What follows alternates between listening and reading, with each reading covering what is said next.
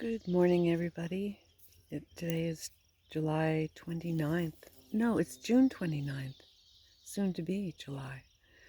And I can finally be outside without being attacked by mosquitoes and black flies. So here I am on a morning walk with the poochers that are around here somewhere. And I just wanted to reflect upon, like the last couple of weeks. The energies have been so intense. I'm sure that I'm not the only one who has felt that. And I just wanted to speak to some of the stuff that's been coming up as I walk around. So I'm going to just...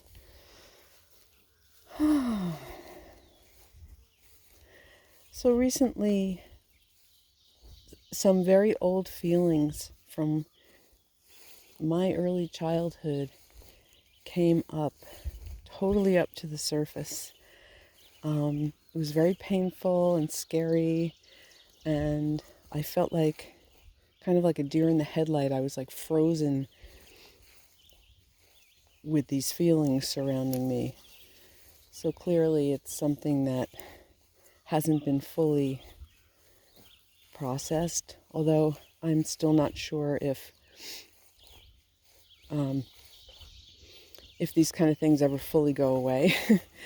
But so I was in this moment of frozenness and just feeling the feelings instead of pushing them away. They couldn't have been pushed away anyway. And some inner wisdom came through, or something that enabled me to love myself in spite of this feeling that I was having. And I accessed part of myself, when I was a really little girl, so I was able to bring her in and love her. And so it was just about love. It wasn't about trying to change the feeling. That's pretty. Or push it away or bury it. It was just about love, because whatever happened in my early days to bring up this feeling was not love, and was provoked a lot of fear, and fear is very constricting. And so it's taken me quite a few days to process this, but how beautiful to come into a place of love with it, and perhaps shift that feeling so that the next time something like this arises, I will be able to go into love much more quickly. It's like what do they call it? A muscle memory. So I feel that the times that we're in are bringing up a lot of stuff like this, old stuff coming to the surface to be addressed. And so that's my little message in case this happens to any of you who happen upon this recording, that love is what saves the day for us. And these times are so chaotic and tumultuous. And like I've said before, it's important not to pay too much attention to what the greedy billionaires are up to and the narcissistic, psychopathic politicians are up to. To remember there's more of us than them, and we're part of a collective consciousness, that includes the animals, the plants, the minerals, the waters, everything. We are part of that collective consciousness. And so I know it's hard when we're in a state of feeling despair or discouragement or just being so over all the stuff that's going on to come into a place of love. And it's always there and it's always available to us. And we have many guides and helpers to call upon for help. It's just a lot of times we forget when we're right in that. I mean, I did in my recent moments. I forgot to call upon my guides to ask for help. But eventually help came in the form of love. So when in those moments of despair and just feeling so discouraged and so over it,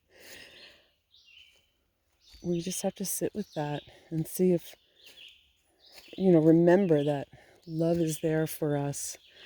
And another thing that helps is gratitude. I know it's hard to find something to be grateful for when you're in those places of frustration and despair. But make it a practice. This is our work, to find one thing to be grateful for. One little thing. Like, having a glass of water. Hold that glass of water like, oh my gosh, there are people who don't have water to drink. Not that I want to go into that kind of thinking, but find something to be grateful for. Some little thing. And if you really can conjure up that feeling of gratitude within, you can hold on to that and expand it. And this really works. I know because I've done this, that in a really dark time of my life, I was getting these messages from things I was reading about gratitude. I think that was coming from Wayne Dyer, that wonderful teacher. And so I tried it because I had nothing to lose. And gradually, it began to work, that if I could feel gratitude for one little thing, then more aspects to be grateful for would show up, and it would start to expand.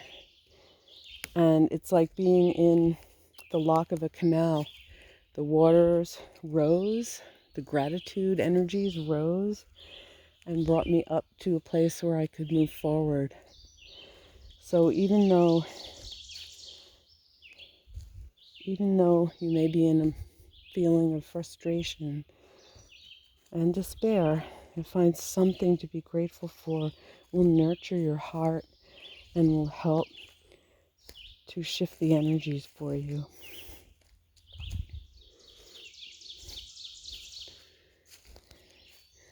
I'm grateful for this dog that's coming to me right now.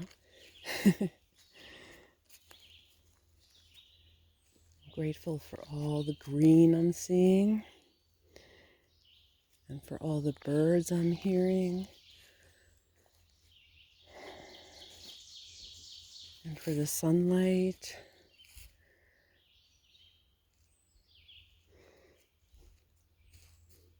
And the recent rains that we've had.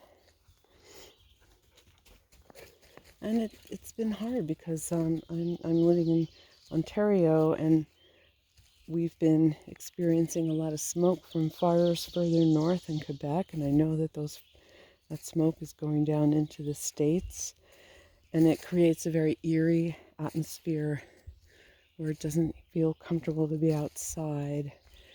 And it's also disturbing to think of all the animals and birds and people that are suffering from these fires.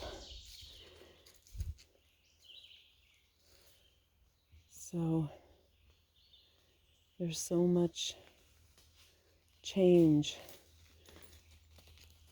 in the world, which is good, but difficult. And so again, gratitude and coming into a place of love so that we can send love out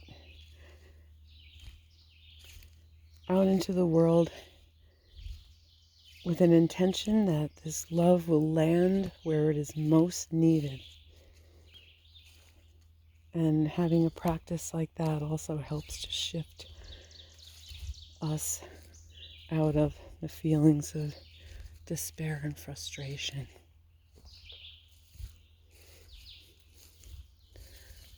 So I leave you with that,